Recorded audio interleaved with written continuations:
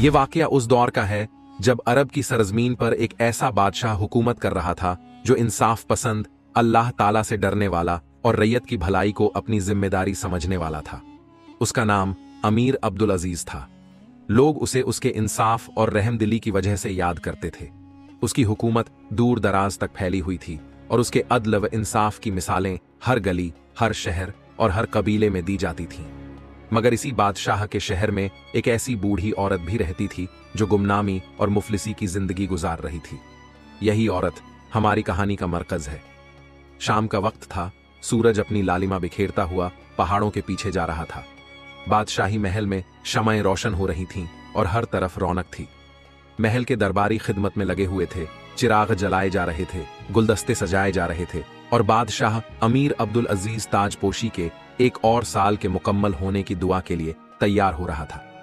वहीं शहर के बाहरी हिस्से में एक जर्जर झोपड़ी थी जिसकी टूटी हुई दीवारों से सर्द हवा बेहिचक अंदर आ जाती थी।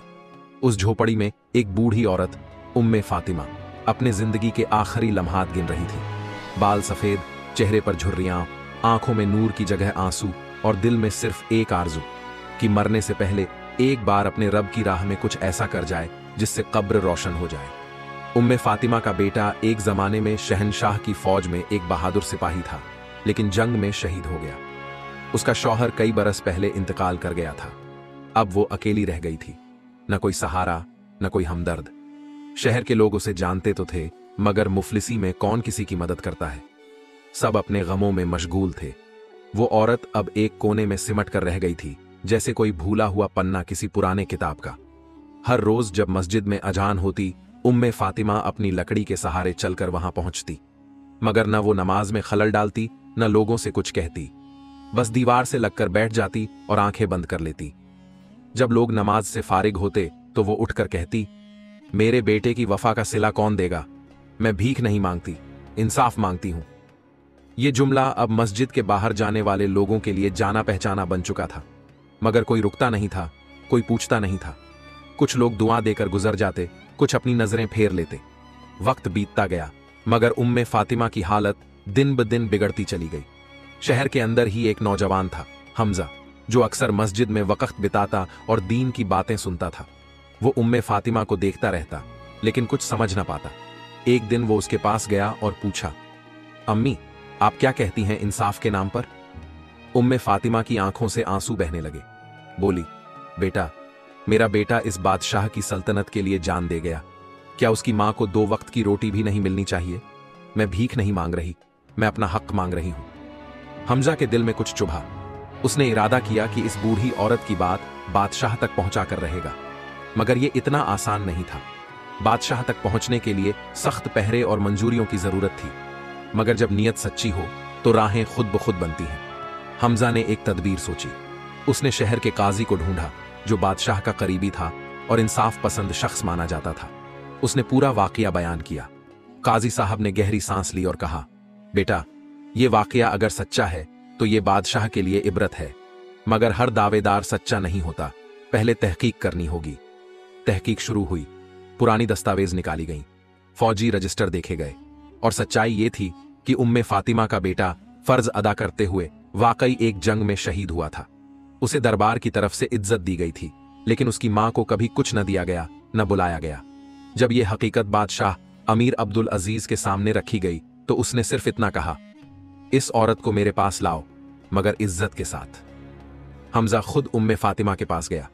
झोपड़ी में गया तो देखा बूढ़ी औरत नमाज पढ़ रही है। उसके सजदे इतने लंबे थे कि लगता था वो अल्लाह से ही अपना इंसाफ मांग रही है। हमजा ने नम आंखों से कहा, अम्मी, बादशाह ने आपको बुलाया है, इज्जत के साथ। उम्मे फातिमा ने सजदे से सर उठाया और फिर एक अजीब सी मुस्कुराहट उसके चेहरे पर फैल गई। क्या अब मेरा बेटा सुकून से सो सकेगा? उसने पूछा। हमजा ने कहा, आपका बेटा हमेशा से शहीद था अम्मी, अब उसकी मां को वो इज्जत मिलेगी जो उसकी शहादत के काबिल थी। सुबह का उजाला पूरी तरह फैल चुका था। अल्लाह ताला की रहमत हर तरफ चमक रही थी। मस्जिदों से कुरानी आवाजें गूंज रही थीं और वहीं सुबह उम्मे फातिमा की जिंदगी का नया पन्ना लिखने जा रही थी। उसकी झोपड़ी के बाहर बादशाही सवारी खड़ी थी, 2 घोड़े, एक ऊंट की पालकी और 4 मुहाफिज। शहर की गलियों से गुजरते हुए लोगों की निगाहें उम्मे फातिमा पर थीं। अभी तक जो औरत उनके लिए एक गुमनाम, बूढ़ी, फटेहाल बेजुबान थी, अब वो बादशाही ताजीम के साथ रुखसत की जा रही थी। लोगों की आंखों में अफसोस था, शर्मिंदगी थी और कुछ की आंखें नम थीं। वो सोचते रहे, क्या हम इस औरत को पहचान न सके? हमजा सवारी के साथ था। उसकी आंखों में अजीब सी चमक थी। अल्लाह ने उसे जरिया बनाया था एक बेबस मां की आवाज हुक्मरान तक पहुंचाने का। महल की दीवारें दूर से नजर आने लगीं। झील के किनारे फैला हुआ वो आलीशान किला जिसमें हजारों खिदमतगार, मुशीर, वुजरा और सिपाही रहते थे, वहीं आज एक फकीर सी बूढ़ी औरत दाखिल होने जा रही थी। जब पालकी महल के अहाते में पहुंची तो दरबार के खास मुशीर सामने आए और उम्मे फातिमा को अदब और एहतराम से दरबार में ले जाया गया। वहां बादशाह अमीर अब्दुल अजीज अपने तख्त पर तशरीफ फरमा था, मगर उसका चेहरा मामूल से कुछ ज्यादा संजीदा था। दरबार में पूरी खामोशी थी। किसी की हिम्मत न थी कि एक लफ्ज बोले। और जब उम्मे फातिमा को दरबार के सामने लाया गया तो बादशाह उठ खड़ा हुआ। यह एक ऐसा मंजर था जो दरबार के इतिहास में शायद ही कभी हुआ हो। एक बादशाह ने एक मुफलिस, बेबस औरत के लिए खड़े होकर उसकी ताजीम की। उम्मे फातिमा ने अपना सर झुकाया और कहा, या बादशाह, तूने आज जो किया वो इंसाफ नहीं, ये तेरी रूह का सौदा है। ये सिर्फ मेरी फरियाद नहीं, ये उस हर मां की चीख है जो अपने बेटे को मुल्क की खिदमत में खो देती है। दरबार में सन्नाटा फैल गया। बादशाह ने खुद अपने हाथों से एक कुर्सी लाकर उम्मे फातिमा को दी और कहा, अम्मा, आज तेरा हक तुझे वापस किया जाएगा, मगर पहले तू मुझे बता, तू क्या चाहती है? उम्मे फातिमा की आंखें भर आईं। उसने कांपती आवाज में कहा, मैं दौलत नहीं चाहती, मैं सोना चांदी नहीं मांगती, मुझे ताज नहीं चाहिए। मुझे बस ये यकीन चाहिए कि मेरे बेटे की कुर्बानी को रद्द नहीं किया गया और उसकी मां तन्हा मरने के लिए मजबूर नहीं रही। बादशाह ने गहरी सांस ली और दरबार के वुज़रा की तरफ देखा। फिर उसने ऐलान किया, इस औरत का बेटा हमारी सल्तनत का मुहाफिज था। आज से उसकी मां को रियासत की मां का दर्जा दिया जाएगा। उसके लिए शहर में मकान, रोजाना का खर्च और उसकी देखभाल के लिए एक खिदमतगार मुकर्रर किया जाएगा। लेकिन उससे भी बढ़कर हम उसकी दुआ की तलबगार हैं। उम्मे फातिमा की आंखों से अश्क बह निकले। उसने अपने कांपते हाथों को उठाया और कहा, या अल्लाह, तूने सुन ली मेरी सदा। इस बादशाह को अदल से कभी दूर न कर। मगर यही कहानी का वो मोड़ आता है जो हर किसी को हैरान कर देता है। जब उम्मे फातिमा को दरबार से ले जाया जाने लगा, तभी एक बुजुर्ग सिपाही दरबार में आया और कुछ पुराने दस्तावेज लेकर बादशाह के सामने रखे। वो बोला, जहांपनाह, मुझे अफसोस है कि जो तहकीक हमने की थी उसमें एक बात छुप गई थी। बादशाह ने दस्तावेज पढ़े और उसकी आंखों में हैरत की चमक दौड़ गई। उसने फौरन उम्मे फातिमा को वापस बुलाया। वो दस्तावेज इस बात की गवाही थे कि उम्मे फातिमा का बेटा शहीद नहीं हुआ था, बल्कि जंग के बाद गुमशुदा हो गया था और उसे दुश्मन कैद करके ले गए थे। बादशाह ने फौरन अपने गुप्त मुशीरों को हुक्म दिया, उसकी तलाश की जाए, हर सरहद, हर कैद खाना, हर दुश्मन की फौज में। मैं उम्मे फातिमा के बेटे को वापस लाना चाहता हूं। अब उम्मे फातिमा की आंखों में दो सवाल थे, क्या मेरा बेटा जिंदा है, और अगर है तो अब तक कहां था? बादशाह ने खुद उम्मे फातिमा को यकीन दिलाया कि जब तक उसकी खबर न मिल जाए तब तक वो इस मामला को अपना जाती मामला समझेगा। शहर में हुक्मनामा जारी हुआ। लोग हैरान थे कि एक बूढ़ी औरत के लिए बादशाह खुद इस कदर मुतहर्रिक हो गया। मगर यही तो इंसाफ का उसूल था, जो सबसे कमजोर के लिए हो वही हकीकत में अदल कहलाता है। अब उम्मे फातिमा दरबार के एक महफूज हिस्से में ठहराई गई थी। उसे एक दाई, एक हाफिजा और एक तबीब रोज देखभाल के लिए मुहैया थे। मगर उसकी रातें अब और भी बेचैन थीं। पहले वो बेटे की कुर्बानी पर रोती थी, अब उसके गुम होने की सोच पर। वो हर रात तहमद और दुपट्टे में लिपटी रब के सामने सजदे में गर्क रहती। उसकी दुआ थी, या रब, अगर मेरा बेटा जिंदा है तो उसे मेरे पास लौटा दे, और अगर शहीद हो गया है तो मुझे सच्चाई बता दे, ताकि मेरी रूह को सुकून मिले। दरबार से वुज़रा और मुशीर निकल चुके थे।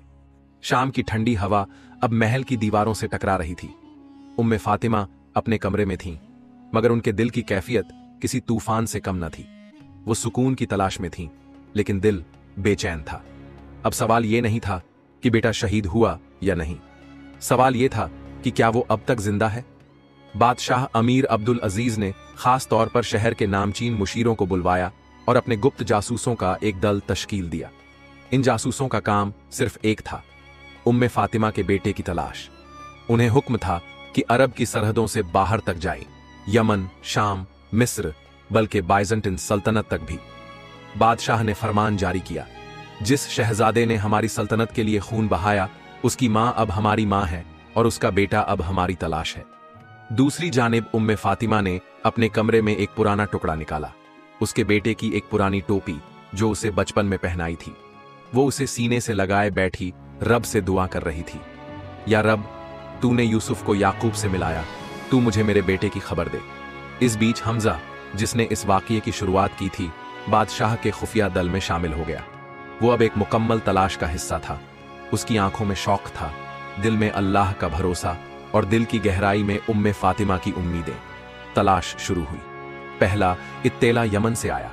वहां एक कैद खाना था जहां कई साल पहले एक नौजवान लाया गया था जिसे बेहोशी की हालत में पकड़ा गया था। दस्तावेजों में उसका नाम नहीं था, मगर अलामात मिलती जुलती थीं। हमजा फौरन रवाना हुआ। यमन की सरहदों पर पहुंचते ही उसे वहां की फौज ने रोका, मगर जब उसने बादशाह का मुहरशुदा फरमान दिखाया तो उसे आगे बढ़ने की इजाजत मिली।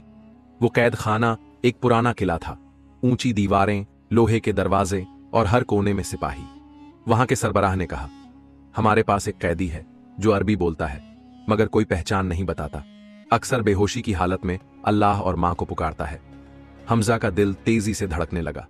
उसे उस कैदी के पास ले जाया गया। वो कैदी दुबला, कमजोर, मगर उसकी आंखों में अजीब सी रोशनी थी। जब हमजा ने उससे पूछा, क्या तुम्हें उम्मे फातिमा याद है, तो कैदी की आंखों से आंसू बह निकले। उसने कमजोर आवाज में कहा, अम्मा, क्या वो अब भी जिंदा है? हमजा की आंखें भी भर आईं।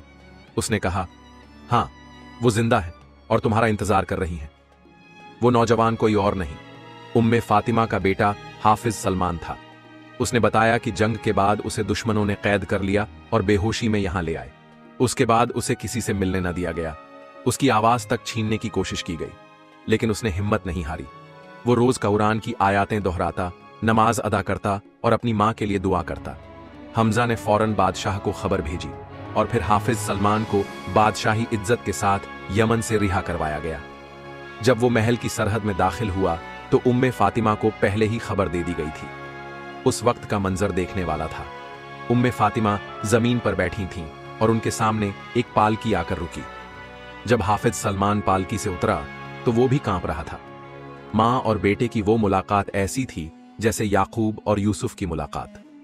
उम्मे फातिमा ने उसे सीने से लगाया और सिसकियों में बोली, बेटा, तू जिंदा है, बस अब मेरी जिंदगी मुकम्मल है। महल के सारे लोग इस मंजर को देखकर रो पड़े। बादशाह ने कहा, आज मेरी सल्तनत में सबसे बड़ा इनाम मिला है, एक मां की दुआ और एक बेटे की वापसी।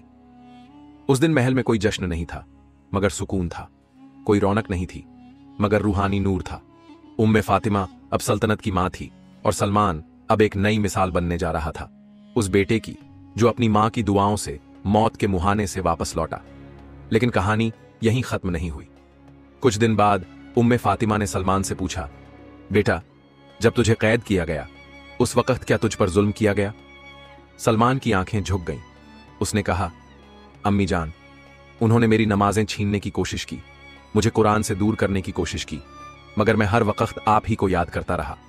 मेरी सबसे बड़ी ताकत आपकी दुआ थी। उम्मे फातिमा ने उसे गले लगाया और कहा, तू मेरा फख्र है बेटा, अल्लाह तुझसे बड़ा काम लेगा। और यहीं से एक नई शुरुआत हुई। सलमान ने महल में मदरसा खोलने की दरख्वास्त की ताकि हर गरीब, यतीम और बेघर बच्चे को इल्म मिल सके। बादशाह ने न सिर्फ मंजूरी दी, बल्कि उसे सल्तनत की तालीमी कौंसिल का सरबराह बना दिया। अब उम्मे फातिमा के दिन रूहानी सुकून में बीत रहे थे और सलमान का नाम हर जुबान पर था। मगर क्या यह सुकून हमेशा रहेगा? क्या आगे कोई और इम्तिहान इस मां बेटे का इंतजार कर रहा है? सल्तनत के उस हिस्से में अब पहले जैसी बेचैनी नहीं रही थी। उम्मे फातिमा का बेटा सलामत लौट आया था और अब एक नई रोशनी बनकर फैल रहा था। महल में रोज सुबह तिलावत की आवाज से शुरू होती और शाम रूहानी महफिलों से रोशन हो जाती। सलमान ने महल में मदरसा कायम करवा दिया था, जहां गरीब, यतीम और मुफलिस बच्चों को मुफ्त तालीम दी जाती। उसके पास एक मिशन था, ऐसा मिशन जो सिर्फ इल्म तक सीमित नहीं था, बल्कि दिलों को जोड़ने का था। उम्मे फातिमा अब उम्र की उस दहलीज पर थीं जहां जिस्म कमजोर होता है, मगर रूह और मजबूत हो जाती है। उनका दिल अब हर रोज अल्लाह से बात करता, कभी किसी को नसीहत देती, कभी कुरान की तिलावत में डूब जाती। उनका कमरा अब महल का सबसे पुरसुकून कोना बन गया था। मगर यही सुकून ज्यादा देर टिकता नहीं। एक दिन सलमान जब मदरसे से वापस आया तो उसके चेहरे पर शिकन थी। उम्मे फातिमा ने उसे देखते ही कहा, बेटा क्या बात है, चेहरे पर परेशानी क्यों है? सलमान ने कहा, अम्मी जान, एक खबर आई है।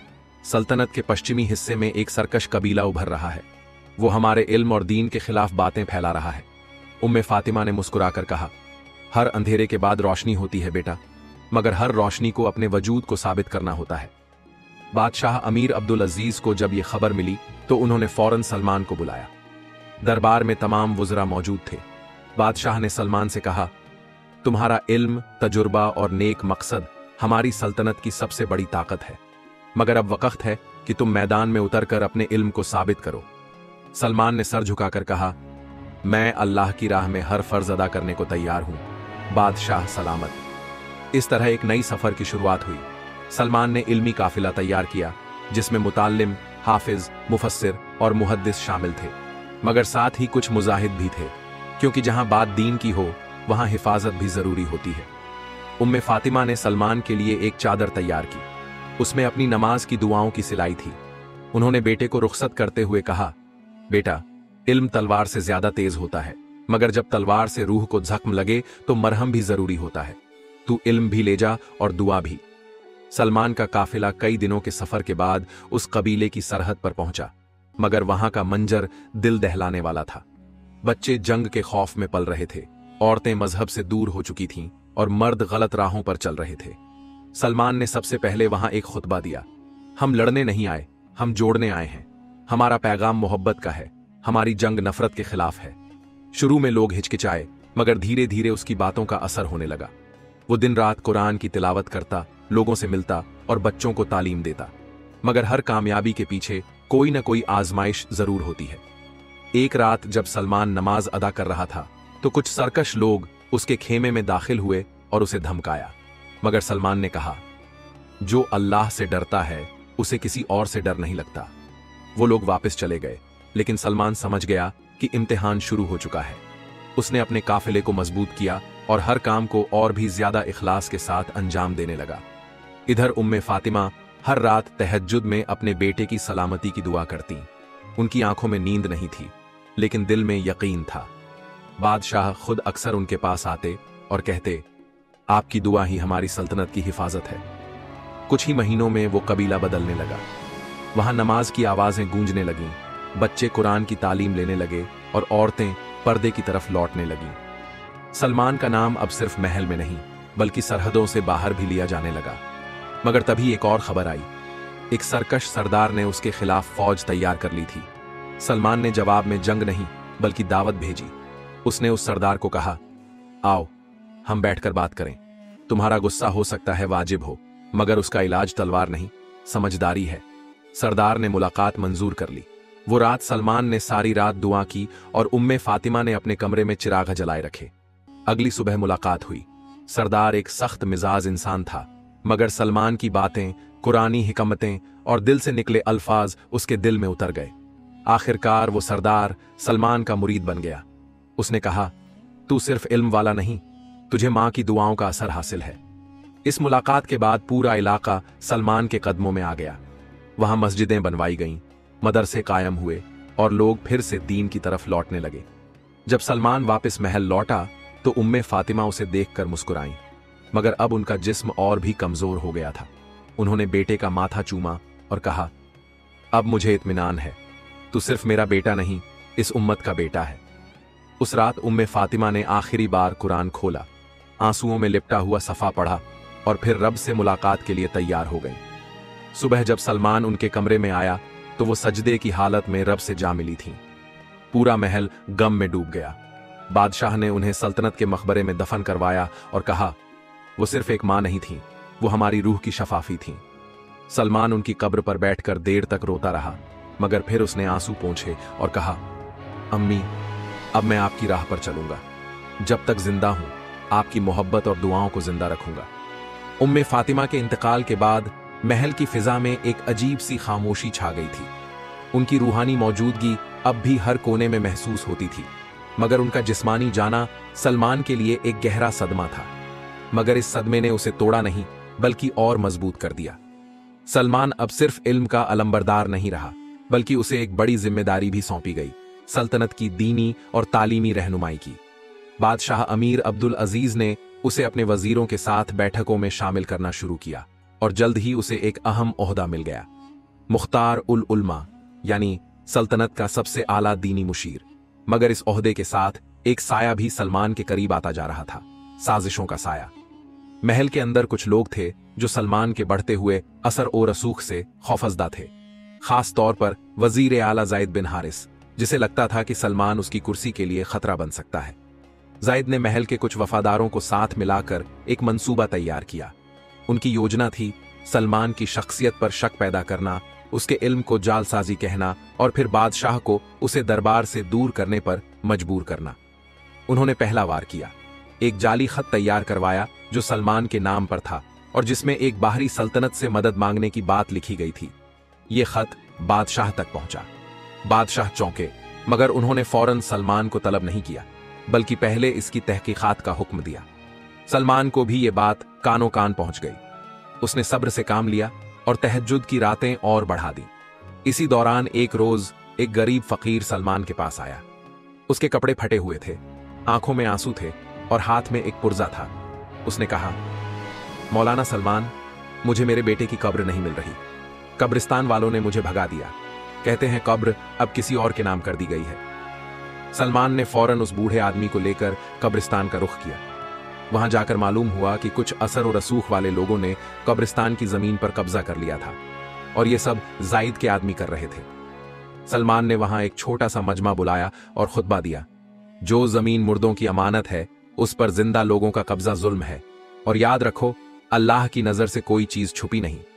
उस वाकये की खबर महल पहुंची और बादशाह ने खुद तहकीकात का हुक्म दिया।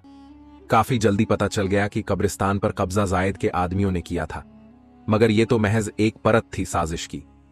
एक रात जब सलमान अपनी मां की कब्र पर तिलावत कर रहा था, एक नौजवान उसके पास आया। उसकी आंखों में खौफ था। उसने कहा, हुजूर, मैं जायद का खुफिया कारकुन हूं, मगर अब मेरा जमीर जाग गया है। आपके खिलाफ जो साजिश चल रही है मैं सब बता सकता हूं। सलमान उसे लेकर बादशाह के पास पहुंचा। उस लड़के ने बताया कि कैसे सलमान के खिलाफ खत तैयार किया गया और कैसे कुछ मुल्ला और काजियों को रिश्वत देकर सलमान की तालीमात को गलत साबित करने की कोशिश की गई।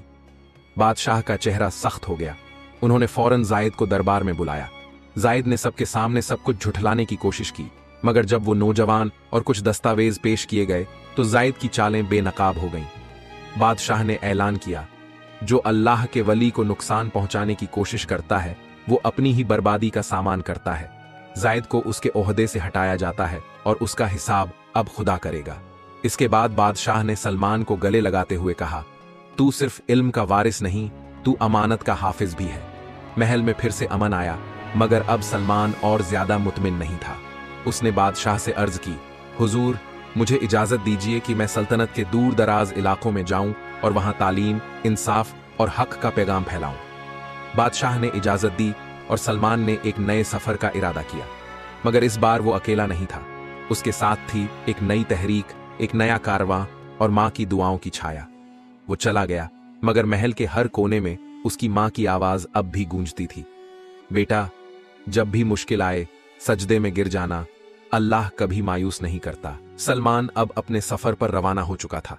उसके साथ था एक कारवां जिसमें दीनी उलेमा, तालिब ए इल्म नौजवान, तबीब, मुहाफिज और कुछ हाफिज ए कुरान बच्चे शामिल थे।